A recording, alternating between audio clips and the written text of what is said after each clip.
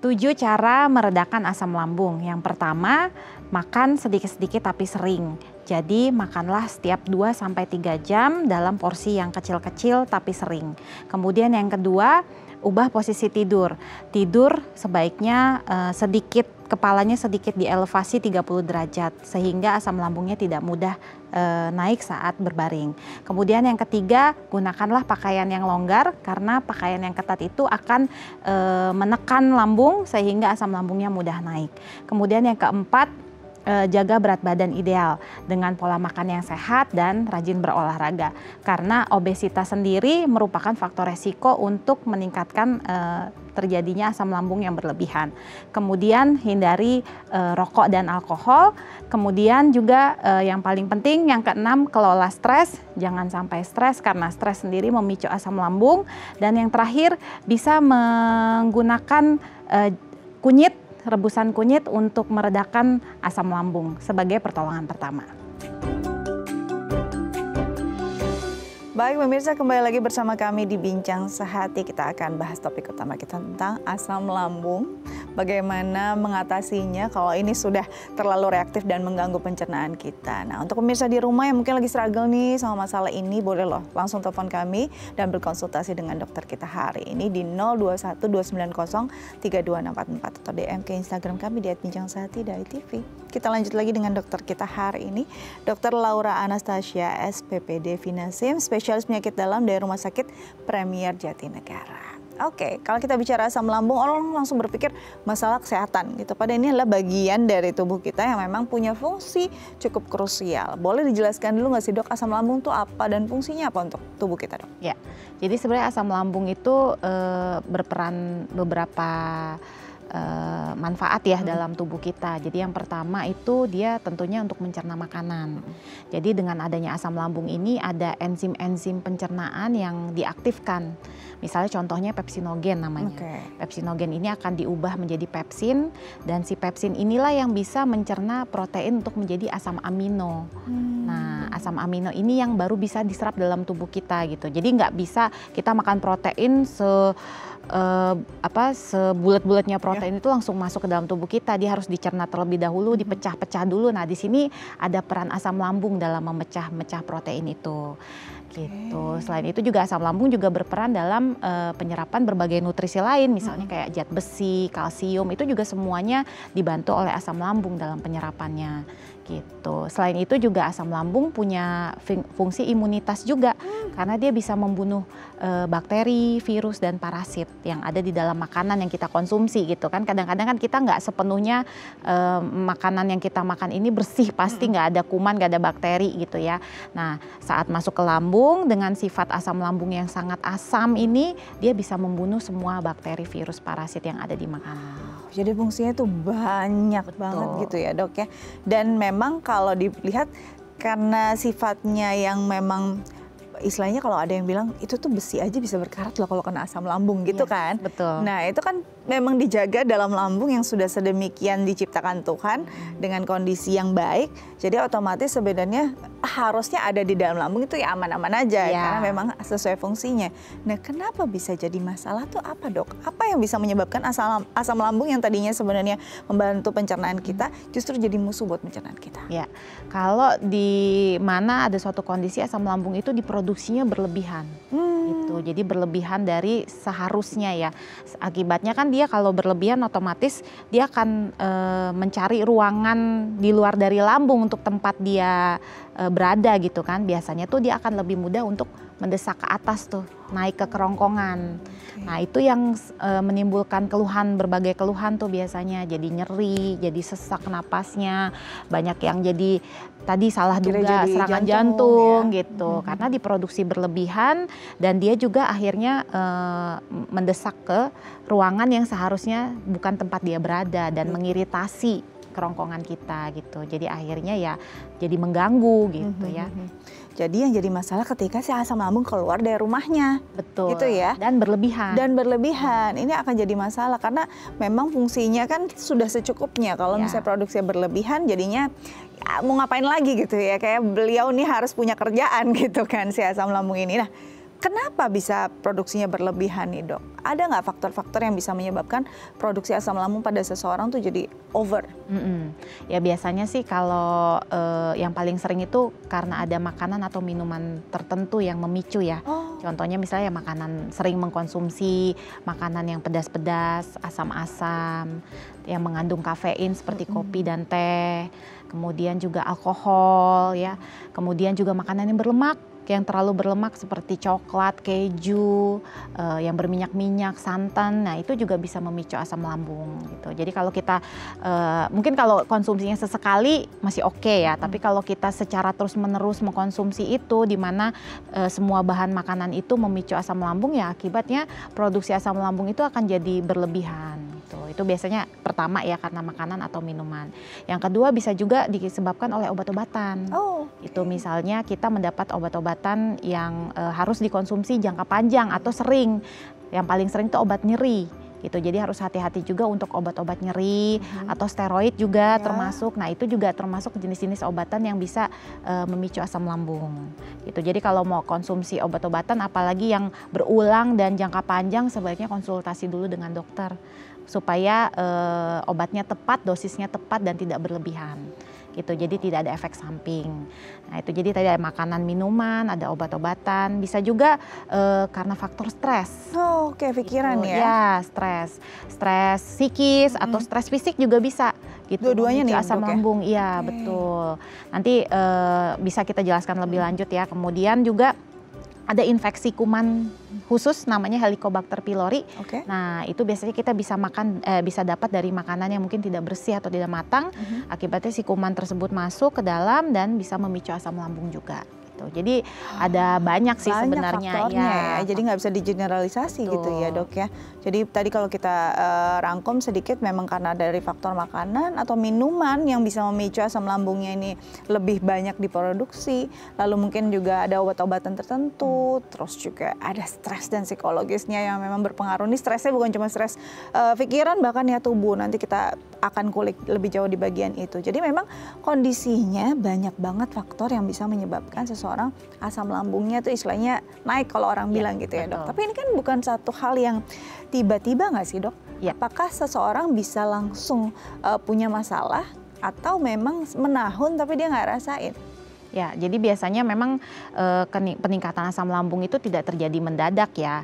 Biasanya mungkin sudah ada sign-sign di awalnya sebelumnya gitu ya. Cuman bisa jadi memang karena suatu hal nih, misalnya hari itu dia terlambat makan. Kemudian setelah terlambat makan dia tiba-tiba langsung makanan pertama yang dia makan tuh yang pedes dan bersantan gitu. Jadi ya otomatis asam lambung yang saat itu tidak terpakai untuk mencerna makanan, kemudian diberikan makanan yang memicu asam lambungnya semakin meningkat, ya akan mungkin secara akut gitu ya, secara mendadak diproduksi berlebihan, itu bisa menimbulkan serangan yang kesannya seperti tiba-tiba gitu ya. Tapi sebenarnya sebelumnya harusnya udah ada faktor predisposisi dulu sebelumnya gitu. Jadi banyak banget yang sebenarnya sudah punya masalah tapi didiemin gitu ya dok ya. Mungkin nggak terlalu dihiraukan gitu ya. Tapi akhirnya tiba-tiba sakit dan nyeri gitu. Nah gejalanya apa nih dok kalau kita bicara tentang asam lambung yang memang sangat-sangat over diproduksi oleh tubuh karena beberapa faktor. Ada nggak gejala yang khas kalau seseorang yang punya masalah asam lambung? Ya, gejalanya sih sebenarnya bisa bervariasi ya, mulai dari nyeri ulu hati. Nyeri ulu hati itu juga ada yang bilang rasanya panas, ada yang bilang rasanya seperti ditusuk-tusuk, tembus sampai ke punggung, atau naik sampai ke dada, sampai sesak napas atau nyeri dada gitu ya. Ada juga yang jadi mual, kembung, begah gitu ya. Terus sampai sakit kepala juga bisa, atau BAB-nya bahkan kayak cenderung agak lembek gitu ya. Tapi frekuensinya biasanya nggak terlalu sering kayak kita diare gitu ya. Tapi konsistensinya tuh nggak padat gitu, nggak kayak seperti kita BAB normal gitu. Jadi gejalanya sih sangat bervariasi memang asam lambung itu. Jadi mulai dari yang ringan, sedang sampai yang berat ya dok ya. Sampai tadi rasanya mirip-mirip sampai ada serangan jantung gitu kan. Nah berarti memang kalau dari setiap orang tuh bisa berasanya beda-beda karena tergantung juga ambang nyerinya itu di mana gitu ya dok ya. Ini berkaitan juga nggak dengan gender ataupun dengan usia tertentu yang akan merasakan kondisi lebih buruk ketika asam lambungnya nggak nyaman? Ya, Betul. Jadi kadang-kadang biasanya untuk wanita ya, karena kan ambang nyeri wanita itu biasanya lebih rendah gitu ya, lebih nggak tahan sakit lah kalau wanita ya. Jadi biasanya memang kalau yang saya dapati pasien perempuan itu kalau kena sakit lambung tuh gejalanya lebih berat lah, cenderung lebih berat ya. Ditambah lagi kalau memang dia ada stres psikisnya juga, karena stres psikis juga bisa menurunkan ambang nyeri kita. Jadi seharusnya kita tidak sesakit itu rasanya, tapi karena ada stres dari psikis jadi ambang nyeri yang dirasa lebih gitu ya dok ya. Nah untuk anak-anak nih sebenarnya bisa nggak kena juga? Soalnya kan banyak orang bilang bahwa masih anak-anak pasti masih semua organnya baik gitu ya, metabolismenya sangat baik. Tapi memungkinkan nggak sih ya melihat juga anak-anak sekarang kan banyak banget yang udah stres dengan pekerjaan rumahnya gitu ya, dengan masalah sekolahnya. Nah ini bisa memungkinkan masalah asam lambung terkena seseorang lebih dini nggak sih dok? Bisa. Justru makin kesini tuh anak-anak tuh banyak juga yang ketahuan sakit lambung atau bahkan GERD gitu ya. Kalau dari dia usia-usia yang masih sangat kecil itu bisa disebabkan karena memang katup lambungnya itu belum sempurna gitu ya, istilahnya belum kompeten sekali, jadi lebih mudah untuk terbuka. Oh justru anak-anak demikian? Ya, karena nanti seiring dia dewasa baru organ-organ kita lebih kuat. Tapi bisa juga kalau kita lihat sekarang ini trennya ya memang tren makan makanan yang berlemak mungkin ya, itu juga jadi pemicunya, yang pedes, yang berlemak. Kan kalau kita lihat sekarang jajanan-jajanan viral yang sering saat ini kan lebih banyak yang pedes, yang berlemak gitu. Nah itu juga bisa jadi pemicu, mungkin jadi kebiasaan tren makan anak zaman sekarang itu kan sedikit berubah ya. Itu juga bisa pemicu kenapa anak sekarang lebih banyak yang kena asam lambung atau GERD. Jadi udah memang stresor lebih tinggi ya dibanding kita waktu masih kecil ya dok ya. Anak-anak sekarang kan lebih menghadapi dunia lebih cepat begitu ya, apalagi dengan gawainya. Terus ditambah juga makanannya, ini banyak banget makanan yang bisa memicu si asam lambung diproduksi. Tapi kalau misalkan kita bicara tentang asam lambung punya masalah, kan pasti bentukannya beda-beda kan. Penyakitnya juga jadinya beda-beda cabang-cabangnya. Apa aja sih dok? Apa saja penyakit yang memang disebabkan karena produksi asam lambung tinggi? Oke, jadi asam lambung yang meningkat berlebihan itu biasanya kalau dia naik ke kerongkongan, itu yang kalau orang bilangnya GERD. Oke, gitu ya. kalau Jadi naik sampai sini ya sampai ke kerongkongan itu dia namanya GERD. Jadi ada reflux atau kenaikan asam lambung sampai mengiritasi esofagus atau kerongkongan kita. Gitu. Nah, kalau naik lebih jauh lagi bahkan dia bisa menimbulkan LPR, laringofaringo reflux namanya. Jadi dia gejalanya tuh biasa sakit tenggorokan, nggak sembuh-sembuh, batuk nggak sembuh-sembuh, bahkan ada yang sampai suaranya serak. Gitu, nggak sembuh-sembuh gitu ya. Diobatin pakai antibiotik nggak mempan-mempan, ternyata bukan karena infeksi, tapi lebih karena reflux dari asam lambungnya yang belum beres-beres. Itu bisa juga. Bahkan kalau sampai naik lagi ke atas tuh ada rongga sinus namanya, bisa jadi sinusitis. Gitu. Bisa juga merusak gigi kita juga, menyebabkan bau mulut. Terus kemudian ke paru-paru bisa menimbulkan asma juga gitu. Jadi ya lumayan kompleks ya asam lambung ini, bisa menimbulkan penyakit yang lain-lain. Banyak banget komplikasinya jadi ya dok ya, dan bahkan bisa sampai ke perburukan yang cukup signifikan gitu ya. Oke, nanti kita kulik lagi tapi usai jeda ya dok ya, kita harus break terlebih dahulu. Pemirsa jangan kemana-mana, kita masih akan bahas tentang asam lambung ini, dan mungkin pemirsa juga nanti berkonsultasi di segmen berikutnya. Karena itu tetap bersama kami di Bincang Sehati.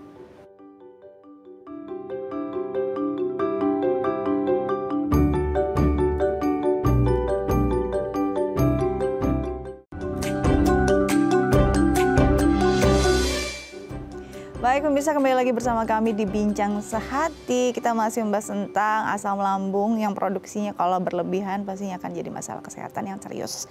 Nah untuk pemirsa di rumah yang mungkin punya pertanyaan terkait tema kita hari ini, boleh menelpon kami di 021-290-3264 atau DM ke Instagram kami di @bincang_sehati.tv. Kita lanjut lagi ya dengan dokter kita hari ini, Dr. Laura Anastasia SPPD Finesim, spesialis penyakit dalam dari Rumah Sakit Premier Jatinegara. Oke, tadi sudah dijelaskan sama Dr. Laura ya, banyak banget masalah yang bisa timbul karena produksi asam lambung berlebih ini. Apalagi kalau udah keluar dari rumahnya nih bikin masalah ya dok ya, bisa sampai ada radang gitu ya. Nah kalau kita bukan biasakan, kalau kita mungkin merasakan radang kan sering juga ya, karena mungkin infeksi dan segala macam. Nah, yang kalau radang karena asam lambung ada khasnya nggak sih, Dok? Apakah memang cukup takes time walaupun sudah diobati atau seperti apa? Ya, biasanya kalau radang asam lambung tuh sifatnya dia akan kurang lebih begitu-begitu aja gitu ya. Beda sama infeksi. Kalau infeksi itu kan biasanya mungkin kayak kita awalnya meriang dulu, terus kemudian demam tinggi, terus baru reda gitu kan. Jadi ada peaknya, ada puncaknya. Tapi kalau radang karena asam lambung itu ya mungkin kayak nggak sembuh-sembuh, tapi ya nggak makin parah juga begitu-begitu aja gitu. Tapi memang biasanya pasien juga sebenarnya kalau digali lebih lagi ya dia memang ada merasa keluhan lambung juga penyertanya gitu. Cuman karena nggak terlalu mengganggu, yang lebih dikeluhkan sama dokter seringnya radangnya. Jadi kadang dokter tuh fokus ke radangnya. Tapi kalau digali lebih dalam lagi, kita tetap harus bertanya ada gejala untuk reflux asam lambung nggak yang bisa juga ternyata menjadi penyebab radang tenggorokan yang nggak sembuh-sembuh itu. Gitu. Jadi kalau sampai ke arah sini gitu ya, Dok, banyak orang yang mikir, tapi saya nggak ngerasa ada masalah kok, nggak ngerasa ada rasa terbakar sampai ke atas gitu ya. Mungkin saya sering sendawa, sering bluffing, tapi nggak sampai kok gitu. Kenapa bisa ini radangnya karena asam lambung? Karena banyak yang denial demikian gitu ya, Dok. Ini gimana ya, Dok? Ya sebenarnya sendawa sendiri aja udah salah satu petunjuk gitu bahwa itu ada kenaikan gas dari si asam lambungnya itu ke atas gitu. Kalau normalnya kan kita sendawa paling jarang ya, itu juga biasanya habis makan mungkin ya. Tapi kalau memang sendawanya cukup sering itu ya udah jadi salah satu petanda bahwa memang betul ada kenaikan asam lambung. Dan itu bisa mengiritasi sampai ke kerongkongan atau tenggorokan kita. Jadi nggak perlu kita ngerasa, oh ini kayaknya asam lambungnya naiknya sampai ke sini, terasa sampai benar-benar menyakiti area ini. Enggak juga ya, Dok ya. Pelan-pelan sebenarnya dengan ada sendawa saja sudah jadi satu alarm bahwa ada masalah yang bisa mengiritasi sampai ke atas. Berarti nggak cuma sini dong, ini kan di ujungnya, Dok ya? Iya. Berarti di area ini bisa juga teriritasi dong? Betul. Cuman mungkin ya itu tadi karena ambang nyeri tiap orang beda-beda ya. Jadi mungkin dia ada yang mengeluhnya di sininya pas di heartburn-nya, tapi ada yang lebih mengeluhnya di sini gitu. Jadi ini jadi pelajaran tips penting juga nih buat kita ya. Oke, Dok, kalau kita bicara tentang produksi asam lambung, sebenarnya logikanya itu dia akan lebih aktif di jam-jam berapa sih, Dok? Dan kalau yang punya masalah dan tidak normal, akan ada perubahan nggak dengan istilah jadwal keaktifan si asam lambung? Ya, jadi keluhan yang paling sering tuh pasien datang itu biasanya naiknya asam lambung tuh di malam hari ya, gitu. Jadi kenapa di malam hari ya biasanya mungkin karena saat perut kita lagi kosong, di mana si asam lambung ini tidak ada kerjaan gitu ya, dia bingung apa yang mau dicerna gitu. Terus kemudian tambah lagi kita posisi berbaring, dengan kita berbaring kan tidak ada gravitasi ya, jadi akhirnya asam lambung itu lebih mudah untuk naik. Nah disitulah perannya si katup LES tadi yang saya sebutkan. Kalau katupnya menutup dengan rapat, sebenarnya kita aman-aman aja tidur malam hari gitu ya. Tapi untuk orang-orang yang asam lambungnya sudah meningkat di dalam lambung, ditambah lagi mungkin dia katupnya sudah mulai tidak menutup rapat, saat dia posisi berbaring itu akan mudah untuk naik ke atas dan sampai mengganggu tidur gitu, sampai terbangun biasanya tidur malam itu saking merasa sesak gitu ya, nyeri dadanya. Nah, ini juga nih PR ya, kadang-kadang kan kalau kita di malam hari mau tidurnya jadi nggak enak, terus juga perut jadinya nyeri. Nah itu ini paling tidak nyaman, otomatis kita tidurnya jadi kurang kan, Dok? Nah ini akan jadi siklus lagi nggak? Istilahnya kayak rantai aja, bolak-balik kan gitu. Ya makanya biasanya kalau pasien-pasien yang udah dengan keluhan gangguan tidur akibat asam lambungnya ini, biasanya kita akan memberikan edukasi. Yang pertama itu makanlah sedikit-sedikit tapi sering, tapi harus berhenti 3 jam sebelum waktu tidur. Oke.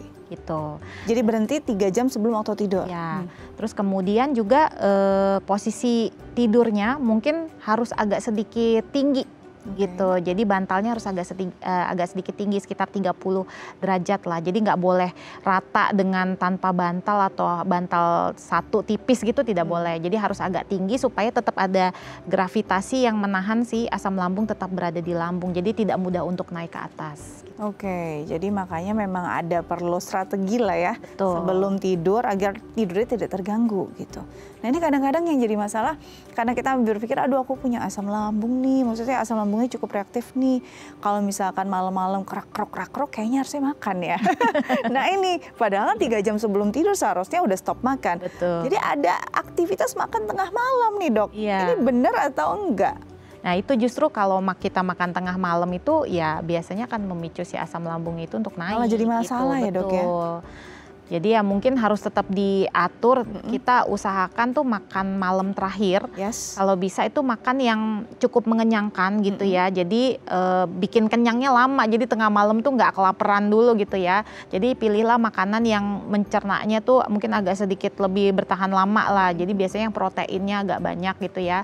Nah itu terus jangan, kalau bisa jangan yang asem, pedes, santan di malam hari lah. Karena itu kan jenis-jenis makanan yang bisa memicu juga ya asam lambung ya gitu. Jadi biasanya sih kita akalinya seperti itu. Nah kalau memang gejalanya masih berat, nah di sini dokter akan bantu juga, nanti akan memberikan terapi obat-obatan biasanya gitu. Sebelum tidur mungkin akan kita berikan supaya dia sepanjang malam tidak ada keluhan. Jadi jangan malah dimulai dengan makan tengah malam ya. Kebayang tengah malam makan, terus 3 jam berikutnya baru boleh tidur, ya kan jam 3 pagi, otomatis paginya ngantuk ya. Ngantuk terus minum kopi, ya udahlah jadilah tuh asam lambung terus-terusan ya. Oke, dok kalau kita bicara tentang si gejalanya ini, biasanya orang akan kambuhan nggak sih dok kalau yang punya masalah asam lambung? Iya. Seringnya sih kalau untuk orang Indonesia kambuhan ya gitu, karena ya balik lagi dia tidak diberikan edukasi yang tepat tuh sebenarnya apa sih yang jadi penyebab dan pencetusnya gitu. Jadi biasanya orang Indonesia tuh kalau sakit asam lambung tuh cukup berobat atau bahkan ke IGD dapat obat injeksi, enakan, udah pulang selesai. Terus berulang lagi, makanannya salah, siklusnya tadi yang kebiasaan-kebiasaan makan dan tidurnya yang salah, akhirnya berulang lagi. Kemudian ke IGD lagi, ya akan terus sampai di situ gitu. Nah itulah pentingnya sebenarnya konsultasi ke dokter, terutama mungkin dokter penyakit dalam atau konsultan gastro gitu ya. Nah untuk lebih mendalami lagi sebenarnya apa sih yang jadi penyebab kenapa keluhannya ini tidak selesai-selesai atau berulang. Kenapa terus-menerus ya dok? Betul. Ya, yang perilaku dan pola hidup kita gitu ya. Betul. Nah ini berarti kalau kita bicara tentang orang yang punya masalah asam lambung kan sering berulang. Berarti kadang-kadang ya karena ini sifatnya bukan situasional, bisa aja kapanpun gitu kan. Bisa saja timbul kapanpun dan dimanapun dalam kondisi apapun. Nah biasanya orang tuh langsung berpikir, aduh kalau misalnya perutnya nggak enak langsung makan. Nah ini gimana dok untuk orang yang memang punya masalah asam lambung?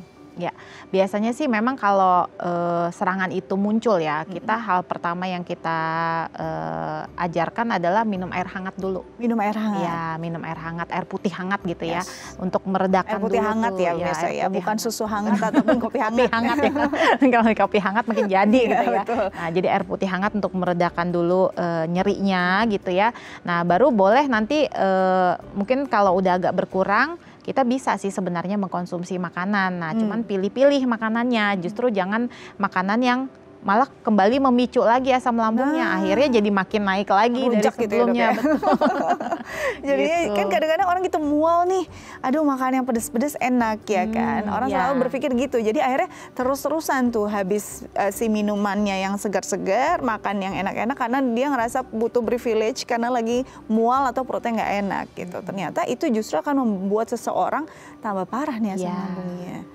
Justru biasanya kalau untuk pasien asam lambung tuh malah kita ajarkan dia untuk makan sedikit-sedikit tapi sering. Jadwalnya gimana tuh dok biasanya? Kalau bisa tiap 2-3 jam tuh perutnya diisi, walaupun belum lapar gitu. Jadi justru jangan tunggu lapar gitu, karena kalau tunggu lapar tuh kayak udah ada pengeluaran asam lambung yang kasih warning ke otak nih, aku udah kosong nih lambungnya, ayo diisi lagi gitu kan. Nah justru kalau bisa tuh kita kayak lihat jam di jadwal gitu. Jadi jarak-jarak 2-3 jam tuh udah makan. Misalnya kayak jam 7, jam 8 paling lambat kita udah sarapan.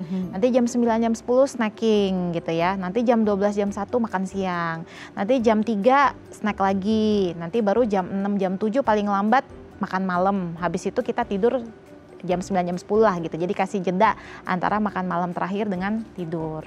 Jadi kurang lebih seperti itu biasanya. Jadi justru makannya dikit-dikit tapi sering ya dok, dan jangan sampai udah kelapar karena berarti ini udah ada komunikasi ini gitu ya dari lambung ke otak kita gitu. Dan itu bisa jadi malah jadi masalah ya dok ya ketika diisi.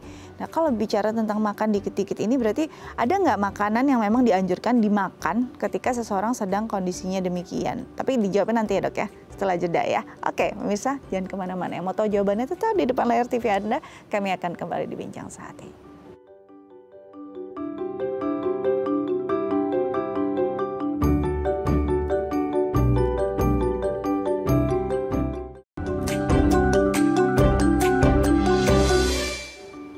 Baik pemirsa, kembali lagi bersama kami di Bincang Sehati. Kita masih membahas tentang asam lambung yang tinggi dan kalau bisa jadi masalah yang serius kalau misalnya tidak ditangani dengan tepat.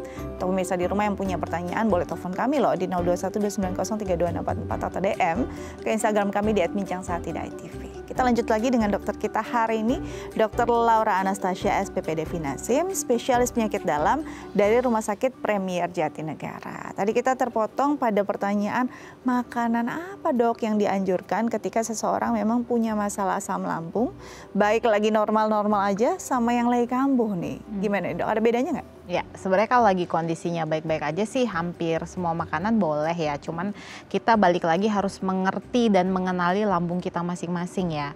Gitu. Jadi ada beberapa pasien itu dia makan pedas sedikit masih bisa.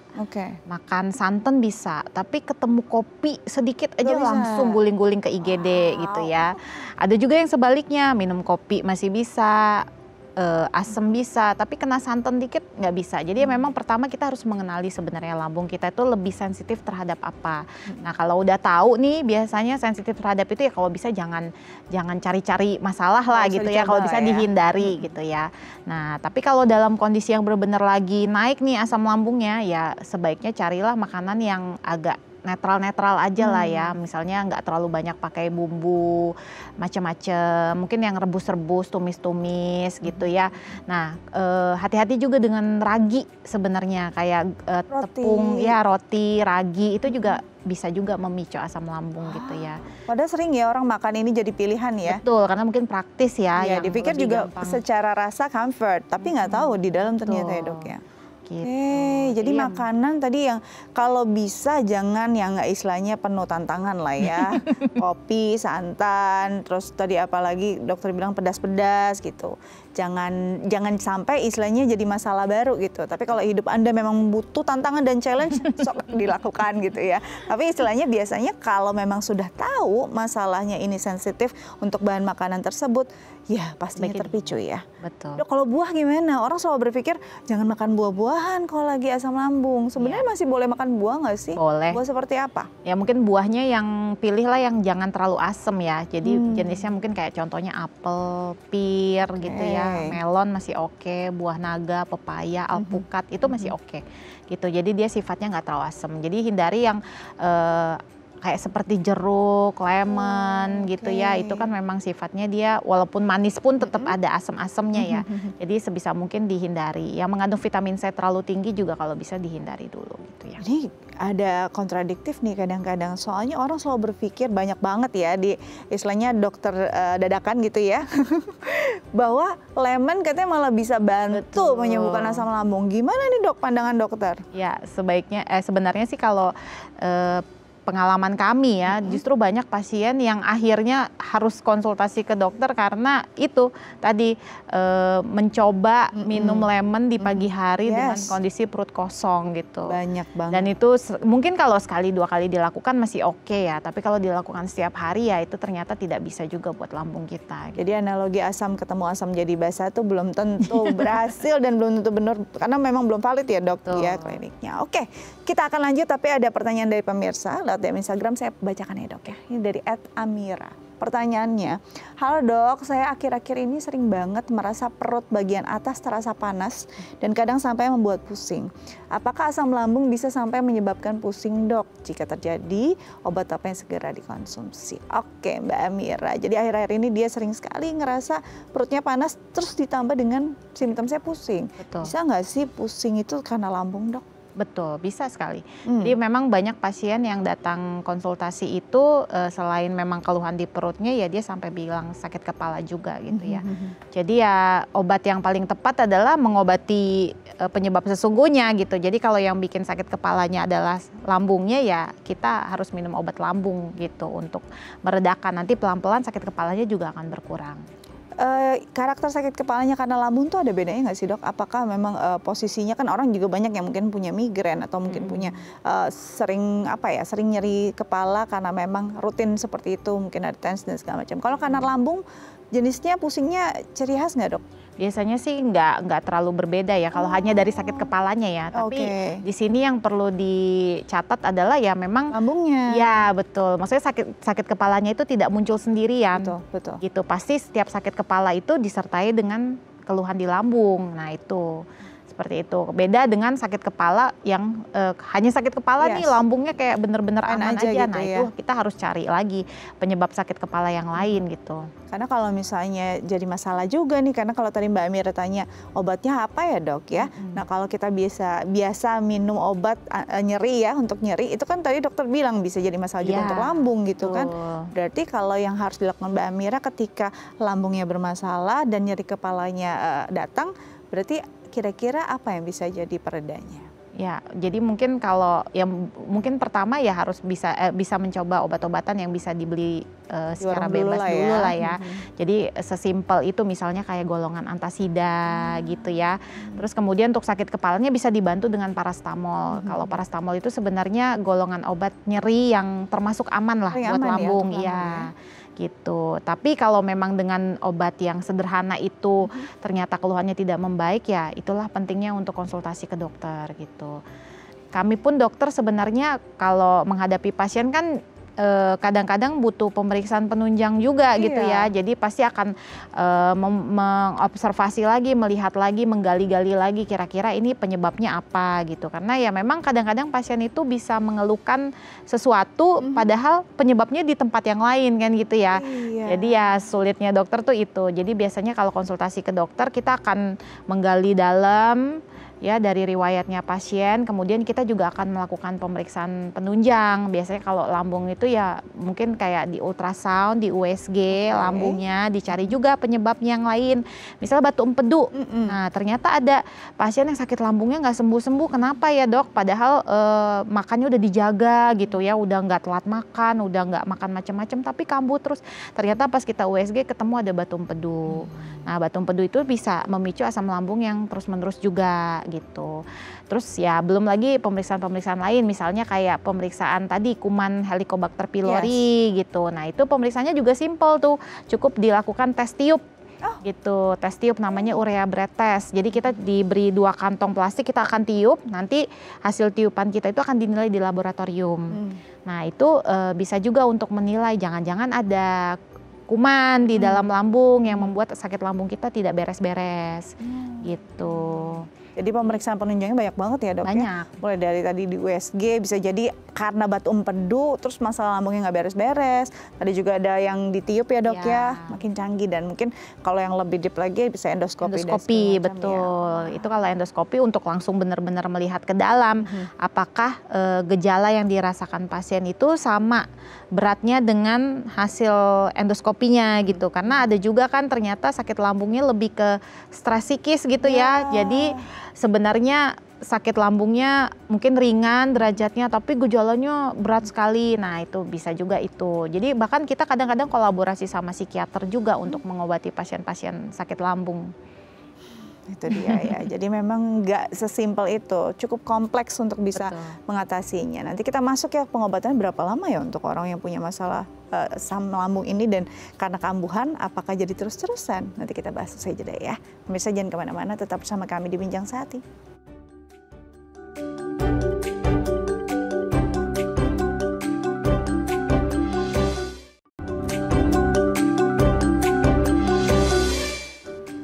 Baik pemirsa, kembali lagi bersama kami di Bincang Sehati, masih membahas topik utama kita tentang asam lambung, dan masih bersama dengan dokter kita hari ini, Dr. Laura Anastasia SPPD Finasim, spesialis penyakit dalam dari Rumah Sakit Premier Jatinegara. Oke, kalau kita bicara tentang asam lambung, Ini kalau orang udah punya riwayat, akhirnya jadi kayak ya udah kambuhan terus.